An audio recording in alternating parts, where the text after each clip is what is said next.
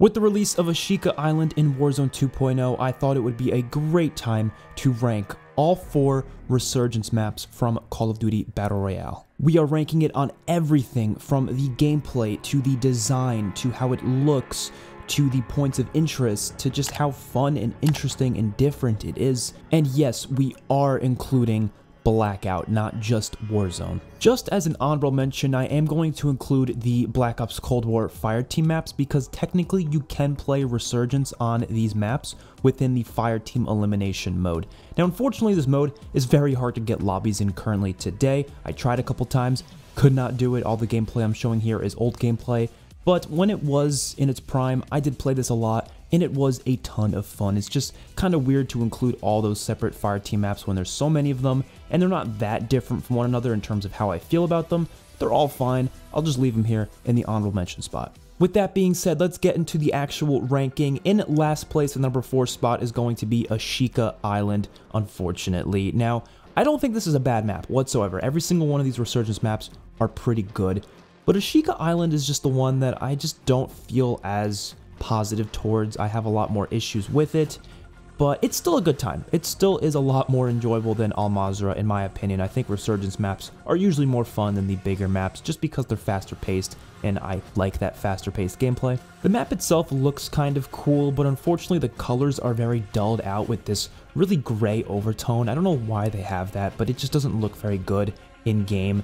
But it's a cool map itself. It's all Japanese themed, and it's very different than the other Resurgence maps we've had, and it fits the rest of the Warzone 2.0 theme with all the different Battle Pass cosmetics, how they're all sort of themed around this map as well. I think it's kind of cool that way.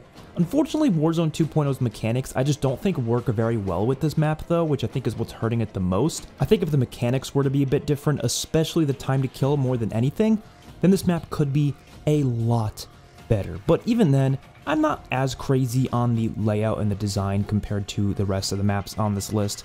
It's fine, it's doable, I enjoy it in this game. Like I said, I like it more than Al Mazrah, but it's certainly not better than the rest of the maps on this list. In number 3 spot, I have Rebirth Island from Warzone. So this one is gonna definitely hurt some people because I know a lot of people love Rebirth Island. I do as well. Trust me, I was so happy to see it be added to Warzone when it was added because obviously we knew it was going to be based off of the Alcatraz Island layout, and so I was very excited for it, and it definitely did not disappoint. It is a lot of fun, and I think it only got better throughout the life cycle as well. Like, as you go into Vanguard's life cycle, they kind of changed how it looked, and I absolutely loved it more and more and more, especially with a lot of the mechanic changes they made to Warzone over time, like increasing the time to kill. I thought it just played a lot better, and up until they removed it when Warzone 2.0 came out, it was a fantastic time. There's a lot of cool little Easter eggs on this map as well. All these maps have little Easter eggs, but this one especially, for some reason, they had a lot of cool little things we can do throughout the life cycle that they would either add or remove. They changed the layout a couple times, like they added some new points of interest or changed around some points of interest, and it was always a welcome changes. I never had a problem with what they were changing. So yeah, Rebirth Island is pretty solid, but there's 2 more I like a little bit more.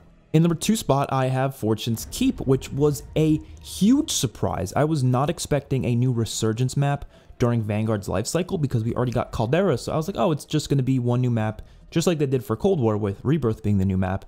In no way, shape, or form did I see a new Resurgence map coming, and when they gave us Fortune's Keep, I was so happy. And it's a ton of fun. I like how fresh it is, how different it is, because obviously Rebirth, although it's very great, it is just Alcatraz Island. You know, it's not that different than Alcatraz. We've seen it before.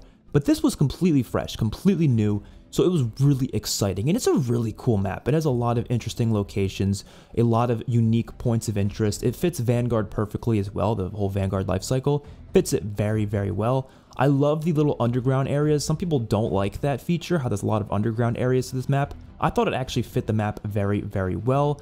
And yeah, you can get stuck down there, and it's a bit of an issue if you do, but you don't have to go down there if you don't want to. So I thought it added some interesting gameplay elements if the circle did end up being over that area though. It was a ton of fun. Unfortunately, this map only existed for like a couple months because it was introduced in Season 4 of Vanguard, and then when Warzone came out, Warzone 2.0, they removed it, which I still think is the dumbest thing ever, but I cannot believe they made this amazing map that probably took them a ton of time to make, and it was removed within like, what, like 6 months, maybe less than that, maybe 5 months. It was not in the game for that long. But for that short period of time that we did have to play it, I loved every single second of Fortune's Keep. And of course, in the number 1 spot, I have to go with Alcatraz from Black Ops 4's Blackout. So yeah, of course, this is the OG, the first Resurgence map we've ever seen. It wasn't called Resurgence back in Blackout, it was called like Portals or something. They called it like Alcatraz Portals or something. And yeah, it was a ton of fun. It was a very different style Battle Royale compared to what we're used to.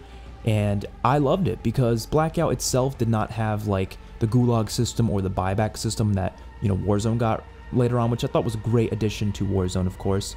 So this was a lot different because you were actually able to stay back in the action quicker rather than just dying and then never being able to be brought back, which I thought was just not a good feature in Blackout, obviously.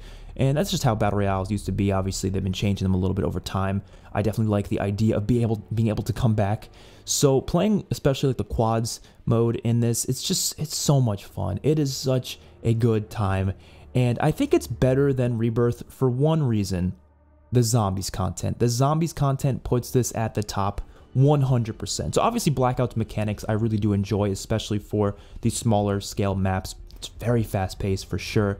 But the zombies content's just awesome. There's mystery boxes on this map. You can get a ray gun out of it. You can get the Winter's Howl, which was really cool. You can get the Blundergat. You can get the Ray Gun Mark II variants from Alpha Omega. So they just added a ton of zombies content that I just think made the game a lot more fun. Obviously, the zombies were also on the map itself. You had to kill the zombies in order to unlock the mystery box in the certain locations that they were in. So yeah, a lot of cool stuff. There's also different points of interest compared to Rebirth as well. There's like a submarine that you can go on, which was really, really cool. And the color scheme of Blackout in general was obviously a lot more colorful than anything we've ever seen in Warzone 1 or 2. And Blackout was no different. Obviously, it was a lot darker, but they were able to take a dark map and still make the colors vibrant, which, I mean, when you compare it to Ashika Island, it's insane because Ashika Island is really dull and gray because of it being dark out, but Alcatraz, even with it being dark out, is still incredibly colorful. So yeah, they did a great job in that department. So that's gonna be my ranking for all 4 Resurgence maps from Call of Duty Battle Royale. I didn't want to include the normal Battle Royale maps like, of course, Caldera, Al-Mazrah, the main Blackout map, or Verdansk, just because it's really hard to rank those against these other maps. These other maps are much smaller, and they have a very different purpose than what you would see on those bigger maps. And honestly, when I started writing my list out, the top 4 was gonna be the 4 Resurgence maps anyways. That's just how much I like Resurgence compared to the regular Battle Royale, and the rest of the maps were all gonna be in the bottom 4 spots. So it would just be a weird list to do it like that. I might as well split it up. I probably won't be ranking all of the main maps, at least anytime soon. Maybe I'll wait for the next map to come out whenever that comes out. Probably not till, you know, 2023, the end of 2023, probably towards December. So we have a lot of time for the next big Warzone map, most likely.